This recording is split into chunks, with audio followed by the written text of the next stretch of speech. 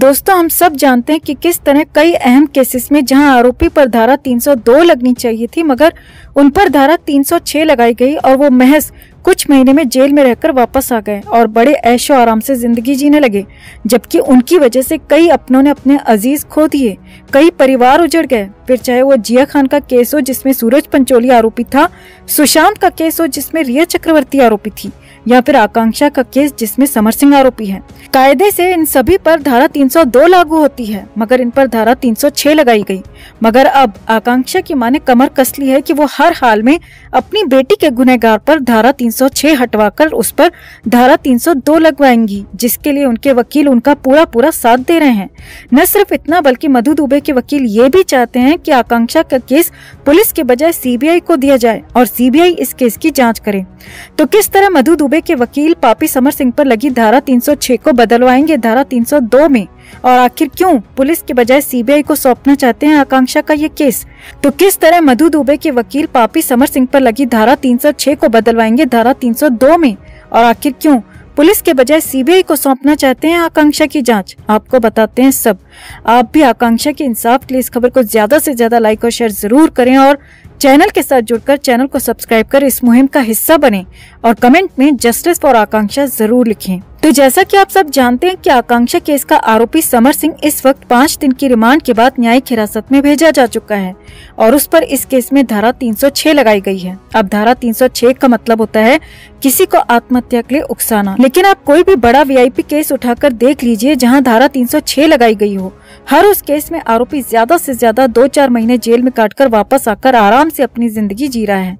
और इस बात को समझने के लिए सुशांत से बेहतर उदाहरण क्या हो सकता है, जहां रिया चक्रवर्ती पर धारा 302 लगने के बजाय 306 लागू हुई और वो आज बड़े आराम से अपनी जिंदगी काट रही है, टीवी पर अपनी वापसी कर चुकी है। इससे ज्यादा दुखदाई क्या हो सकता है कि सुशांत के बुजुर्ग पिता और सुशांत की चारों बहनें आज भी इंसाफ का इंतजार कर रहे हैं, मगर 3 साल बाद भी ना तो सीबीआई ने इस केस में अब तक कोई अपडेट दिया है और ना ही रिया चक्रवर्ती ही जेल में है, बल्कि वो बड़े आराम से अपनी नॉर्मल जिंदगी में लौट आई है। इसी तरह तुनिशा का आरोपी सिजान खान भी जमानत पर रिहा हो चुका है और इसी तरह जिया खान का आरोपी सूरज पंचोली भी जमानत पर रिहा होकर ऐशो आराम की जिंदगी काट रहा है।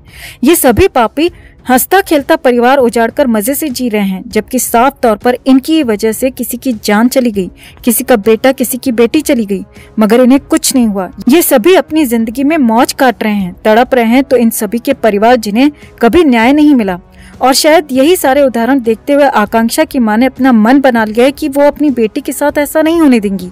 वो उसके कातिल, उसके आरोपी को आजाद नहीं होने देंगी, अपनी बेटी को न्याय दिलाकर रहेंगी।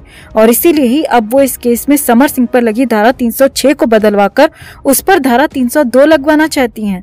उन्होंने ठान लिया है कि वो हर हाल में समर सिंह पर धारा 302 लगवा कर ही रहेंगी, फिर चाहे इसके लिए उन्हें कितनी ही मेहनत क्यों न करनी पड़े।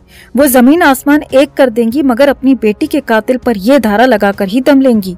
और जब एक माँ अपनी पे उतर आती है, कुछ ठान लेती है, तो कोई भी ताकत उसे रोक नहीं सकती।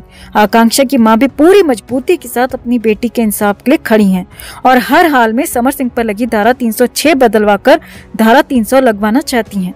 और इस काम में मधु दुबे के वकील ने भी उन्हें पूरा आश्वासन दिया है कि वो समर सिंह पर धारा बदलवाने की पूरी कोशिश करेंगे, उस पर धारा 302 लगवाएंगे। और ये बात वो पहले भी मीडिया के सामने कह चुके हैं, बता चुके हैं। जब आकांक्षा की मां उस हादसे के बाद एफआईआर लिखवाने गई थी तो तब वो अपनी बेटी के जाने के गहरे सदमे में थी। वो धारा 302 ही लगवाना चाहती थी, मगर कानून की ज्यादा जानकारी न होने के चलते पुलिस ने केस को घुमाते हुए धारा 302 के बजाय 306 लगाई और तब से इसी धारा के तहत ही समर सिंह पर यह केस चल रहा है। मगर अब मैं अपनी तरफ से पूरी कोशिश कर रहा हूं कि ये धारा बदलवाकर समर सिंह पर धारा 302 लगवाऊं। यहाँ आपको बता दें कि इसको अंजाम देने के लिए मधु दुबे के वकील शशांक शेखर त्रिपाठी ने अपनी याचिका भी तैयार कर लिया और कोर्ट में सबमिट भी करवा दी है, जिस पर जल्दी कोर्ट भी अपना फैसला सुना सकती है। एक और बड़ी खबर इस केस में निकल कर आ रही है कि न सिर्फ आकांक्षा की मां बल्कि वकील भी ये चाहते हैं कि आकांक्षा केस की जांच सीबीआई को जाए और सीबीआई इसमें अपनी जांच करे। शुरुआत में जिस ढिलाई से पुलिस इस केस में काम कर रही थी, तभी सारनाथ पुलिस पर सवाल उठने लगे थे। मधु दुबे की मां ने तो यहाँ तक कह दिया था कि समर सिंह ने 2 करोड़ में सारनाथ पुलिस को खरीद लिया है और अब मुझे सारनाथ पुलिस पर बिल्कुल भी भरोसा नहीं। और इसी बात को लेकर उन्होंने जब यूपी के सीएम योगी आदित्यनाथ से गुहार लगाई थी तो उसके बाद से ही हमने पुलिस को इस केस में अचानक से एक्टिव होते देखा और तब जाकर लगा कि नहीं, अब पुलिस सही दिशा में जांच कर रही है, तय तक पहुंचने की कोशिश कर रही है, कार्रवाई कर रही है, एक्शन कर रही है।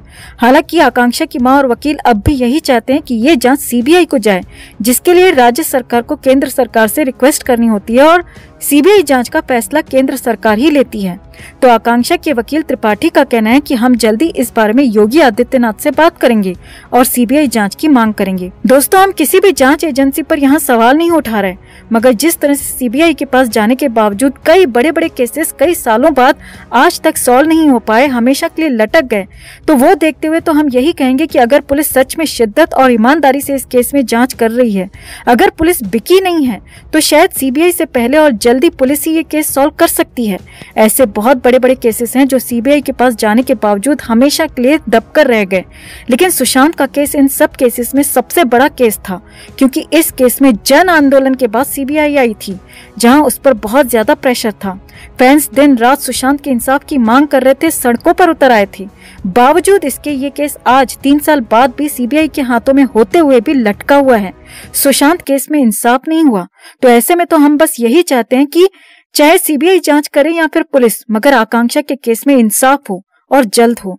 तो ऐसे में आपका क्या मानना है दोस्तों? क्या आकांक्षा के केस में यूपी पुलिस सही दिशा में काम कर रही है या ये केस सीबीआई के पास जाना चाहिए? आप क्या सोचते हैं? और समर सिंह पर धारा 306 ही बनी रहनी चाहिए या धारा 302 लगनी चाहिए? इस पर भी अपनी बात, अपनी राय कमेंट में जरूर रखें और वीडियो को ज्यादा से ज्यादा लाइक और शेयर जरूर करें। तो पुलिस आकांक्षा दुबे के केस में लगातार एक्शन में नजर आ रही है, अरेस्टिंग हो रही है, पूछताछ चल रही है। समर सिंह और संजय सिंह पुलिस की गिरफ्त में आ चुके हैं। हालांकि XXX की तिकड़ी से आखिरी बार आकांक्षा के साथ दिखे संदीप सिंह का अब तक कोई अता पता नहीं है, वो लगातार गायब है। लेकिन अब इस XXX के बीच एक लड़की की एंट्री हो गई है और ये लड़की कोई और नहीं बल्कि इमली जैसे बेहद लोकप्रिय सीरियल में दिव्या के किरदार में नजर आ चुकी एक्ट्रेस अनुराधा सिंह है। जी हाँ, सही सुन रहे हैं आप, आकांक्षा केस में इमली की दिव्या यानी कि अनुराधा सिंह की एंट्री हो चुकी है। दरअसल अनुराधा सिंह और आकांक्षा दुबे अच्छी दोस्त थीं और उस दिन उस होटल में, यहाँ कहें कि उस काली रात में भी अनुराधा सिंह उसी होटल में आकांक्षा के साथ मौजूद थी। अब यहाँ आपको बता दें कि आकांक्षा की मां पहले दिन से पहले घंटे से समर सिंह और संजय सिंह के साथ साथ अनुराधा सिंह का भी नाम लेती रही हैं, अनुराधा पर भी आरोप लगाती रही हैं। इस पूरे मामले में वो अनुराधा की भूमिका पर भी सवाल उठाती रही हैं। उनका कहना है कि इस पूरी साजिश में अनुराधा सिंह का भी बहुत बड़ा हाथ है। तभी तो उस दिन आकांक्षा के साथ जो कुछ भी हुआ उसमें बेहद जल्दबाजी की गई। अनुराधा ने उस दिन बहुत बड़ी धांधली की।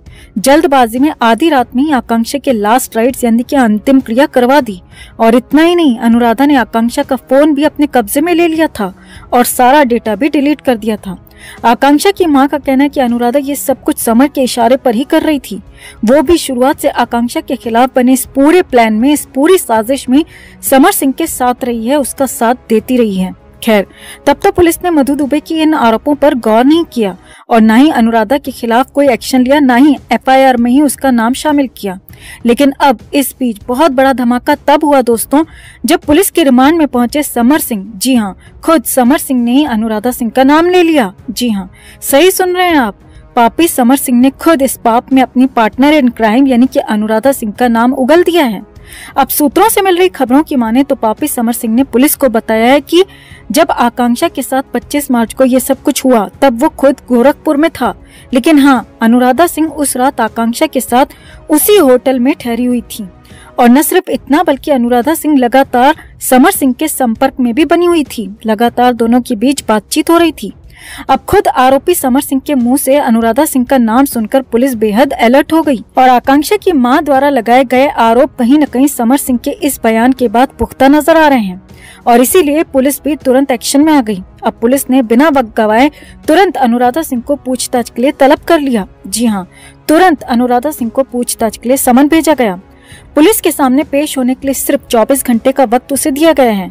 साथ ही साथ ये चेतावनी भी दी गई है कि इस पेशी से पहले उसने कुछ भी चालाकी की, कुछ भी ऐसा वैसा किया, कोई सबूत नष्ट करने की कोशिश की, किसी गवाह को बरगलाने की कोशिश की, तो ये सब उसी पर भारी पड़ सकता है, जिसका अंजाम भुगतने के लिए उसे तैयार रहना होगा। तो बेहतर होगा कि बिना कोई होशियारी दिखाए वो अगले 24 घंटे में पूछताछ के लिए पेश हो जाए। तो जिस सख्ती और चेतावनी के साथ अनुराधा को ये समन भेजा गया है, उससे अंदाजा लगाया जा सकता है कि पुलिस इस बार किसी को भी बख्शने के मूड में नहीं है। सबसे पूछताछ होगी, सच तक पहुंचने के लिए सबके साथ सख्ती होगी। तो अब आने वाले अगले 24 घंटे में बहुत बड़ा कुछ होने वाला है। बहुत बड़े खुलासे होने की संभावना जताई जा रही है।